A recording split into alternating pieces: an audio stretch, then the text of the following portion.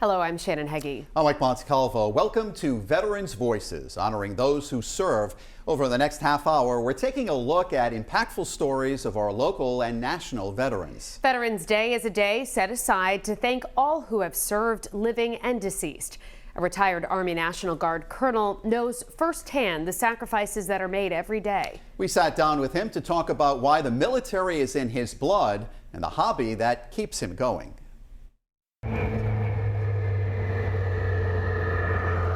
A local veteran working on the railroad. That engine sound comes with the speed. Sort of. Colonel, how long does it take to put all this together? About 10 to 12 years that I got to this stage. This train display, a hobby for Rhode Island Air National Guard veteran Lieutenant Colonel Bob Urquhart. I grew up on Lionel trains. When I was 14, I had rheumatic fever and I was stuck at home for a year. And I was allowed to go into the basement once a day and I could work on my trains. And that kind of kept my sanity. G-scale trains. The track laid out in his backyard. The colonel says it's therapeutic. For people that have gardens, it's the same thing. When you're in your garden or you're in your trains outdoors, everything else doesn't count. You're not thinking about anything else but playing.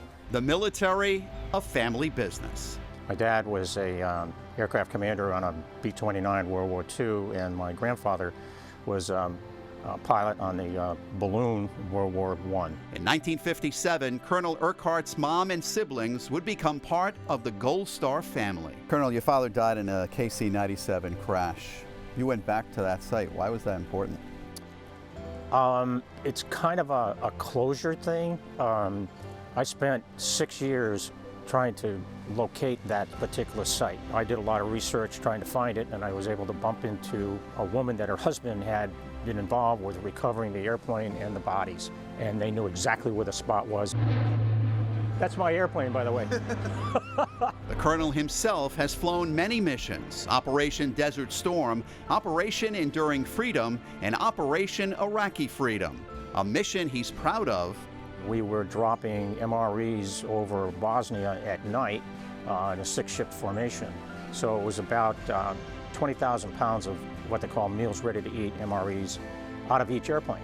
And we dropped them at 16,000 so nobody could really hit us with guns and basically ammo. The colonel says Veterans Day is a chance to stop, reflect, and recognize the brave men and women who serve our country. Go to a veteran cemetery and watch the ceremony. That's probably the most profound element that you would want to understand more of what people's sacrifices have been. Colonel Urquhart credits his wife of 50 years who passed away in January. We were married 50 years, and I have a very strong family, and that has been a tremendous help for me. Just recognizing that she did a great job in bringing up 2 kids when I wasn't here, and then still running the house and so on and trying to do things over the phone with me. You know, she's just hung in there. Would you do this all over again? In a heartbeat. In a heartbeat. I'm not sure if my wife would have voted for that, but she'd been a tremendous help, and she was always by my side. The colonel's late wife, Virginia, worked for years as secretary to assistant principals at North Kingstown High School. Virginia's legacy: 2 scholarships have been established in her name to seniors going to a tech school. That's fantastic. We turn now to a special veteran over in neighboring Connecticut who's 100 years young. Sarah Cody has her story. October 7th, 1922, my dear mother started me on this journey. Born in New Haven, Dottie D has lived through history. And somehow or other, I ended up here. And here is 100 years young, living life as a trailblazer. We all were striving for the same thing: peace. In 1943, Dee was one of the first to enlist in the brand new U.S. Marine Corps Women's Reserve during World War II. And everybody was doing things and everybody was looking out for each other. It was a whole different world. I went in and I didn't have a gun, but I had a typewriter. Dee did physical training at Paris Island, South Carolina, and ended up at Camp Miramar outside San Diego, California. We sent the Marine and his sea bag with him. and then the sea bag would come back and not the Marine. And that always haunts me till this day.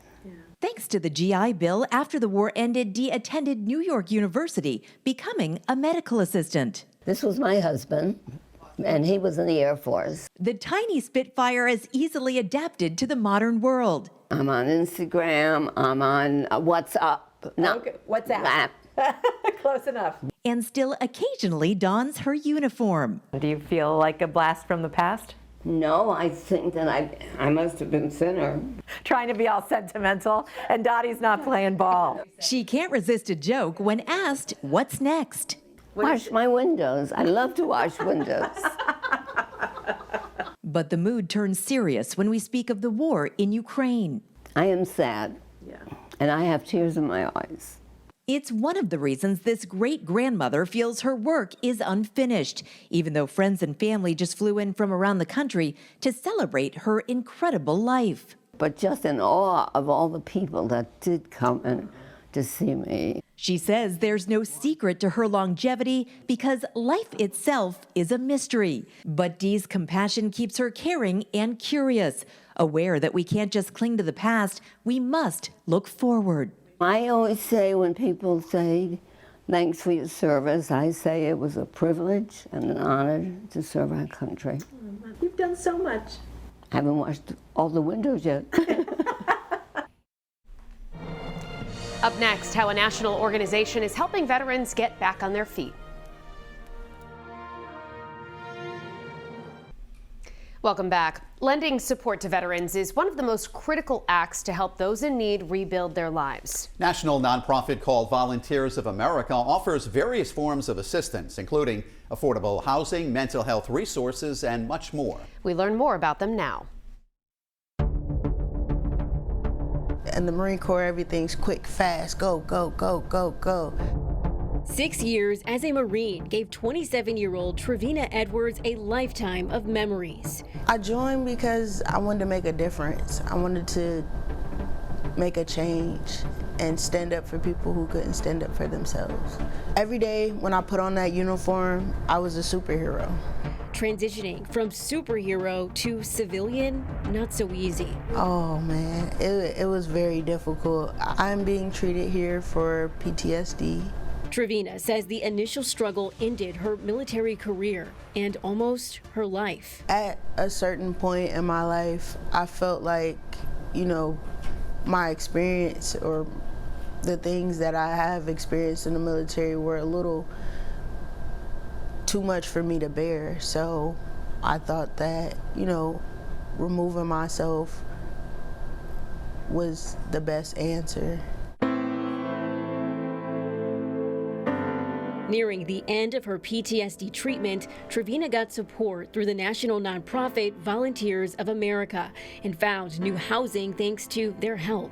Over 6,000 veterans commit suicide in a year, and it's 1.5 times the normal suicide rate. Kathleen Atkins is the Senior Vice President of Program Operations for Volunteers of America, Ohio and Indiana. The nonprofit just received a federal $750,000 grant for mental health and suicide prevention. If it goes unaddressed, then, we see things like veterans being homeless. Atkins says their latest venture is one of a kind in Cleveland. We consider it an honor and a privilege to serve those who served us. The Judge Sarah J. Harper Village opens in November. The 12 studio apartments will be home to women veterans, providing affordable, permanent housing. We charge fair market rent, and we base that on the neighborhood, and we pay for all utilities. We will completely furnish the apartments. The mental health crisis facing veterans impacts every aspect of their lives, with many choosing to live on the land, what civilians would call the street, because it feels safer. The goal behind this new housing complex is to let veterans know they're safe inside these walls. The ladies are so excited. They're so excited about having a place that's brand new, that was built with them in mind, and the opportunity to be someplace safe and secure, where people will care about their well-being. Being in all women's facility would basically help with women being able to support each other, as well as, you know, if they experienced a traumatic experience with, you know, a sexual assault, it makes it easier for them to be able to kind of integrate and support one another. Getting support in time is the reason Edwards is still here. Now she's focused on her next mission, recovery. I am in a much better place now. I'm moving to the end of my treatment. I am, you know, now moving to a new area, apartment. It's just on the up and up. I'm growing. In Cleveland, Maya Belai, Fox 8 News. Still ahead, an inspirational veteran determined not to let his illness hold him back. Adapt and overcome. It's part of the Marine Corps slogan, and a Marine veteran in Virginia has taken those words to heart. Retired Major Chris Mulholland has a debilitating disease that he refuses to let stand in his way. Chris Horn shows us this man's remarkable spirit for helping others. He can't speak, but he can get the word out. My brain and soul are still intact in this husk of my body. He can't walk, but he can lead the charge. This Marine has retired, but not retreated. He used to run marathons, and at age 60 was still bench pressing 300 pounds. And then, 2 years ago, at age 62, I was still lifting weights and noticed I was having more difficulty than I should have. My wife thought I was day drinking because I was slurring my words. the diagnosis, amyotrophic lateral sclerosis, or ALS. Over the years, modern medicine has taken many swings at a cure, but has yet to connect. Today, I consider myself the luckiest man on the face of the earth. We know it better as Lou Gehrig's disease, but now it's also Chris Mulholland's disease. I immediately began reading about ALS and was stunned to read that veterans are twice as likely to contract it than civilians.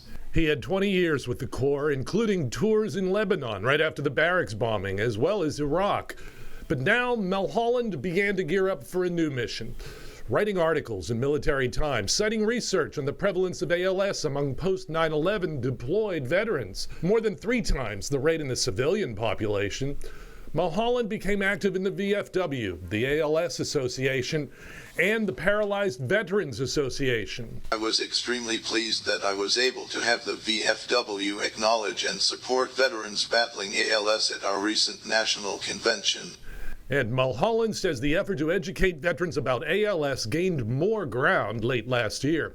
That's when President Biden signed the Accelerating Access to Critical Therapies for ALS Act. That was another initiative I was strongly involved in. Mulholland says the testing and approval process for new therapies takes too long for today's patients. In the meantime, he refuses to let the ravages of ALS define him. Once a Marine, always a Marine. The person I was, I still am, so I will continue this fight till my dying breath. Next, we check back in with a 101-year-old local Navy veteran about the important message he wants to share. Well, the midterm elections have come and gone, but despite your particular choices, one local veteran has a message for everyone. Make your voices heard. We sat down with Navy vet Don Mellor on why it's so important to him.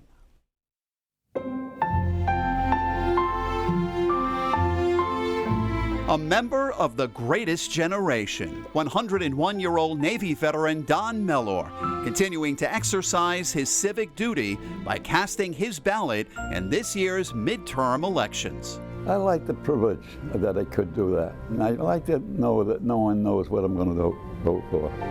I could change my mind after I hear so many stories about things, and I can change my mind right to the very end, and then I know I just voted. I just told them what I think. The World War II vet, who's been alive for 19 presidents, says he decided to participate in early voting for the first time. And years ago, probably you won't remember, when you voted, you had to pull the curtain around. So now, no one, I can tell you, oh yeah, I'm with you 100%, but I'm going behind that curtain. You don't know. Now, what would happen, you're watching your feet. You know, the Democrats over here, the Republicans over here, so. We first introduced you to Mr. Mellor a couple of years ago. He and his wife, Helen, celebrated their 75th wedding anniversary. Good. Did you ever tell your wife who you voted for? Of course. If she tells me. Did you always agree, or did you disagree? No, we never something? agreed. After you've gone away. Don't go away, because you're the one that I'm married to. Well, maybe you're not. Don, a flag controlman on the USS Hopewell. Helen served in the Coast Guard.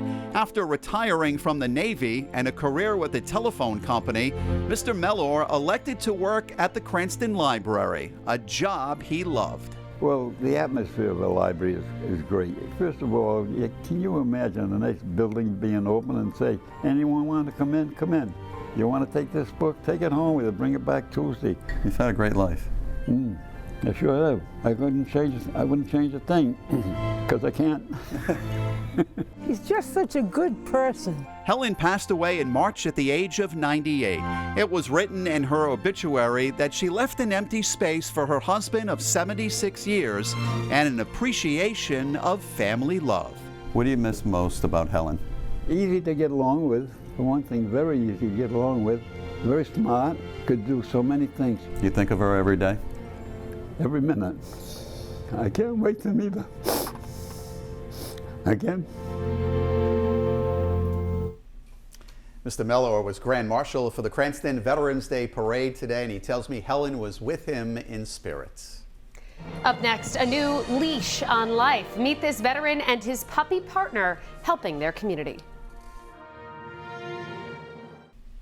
We had to end with this sweet story. An Oklahoma veteran honored for still serving his community. Mike Penning and his therapy dog were just recognized by the National Veterans of Foreign Wars. Damian Lodes, a veteran himself, has more on the duo. Salute. Good salute.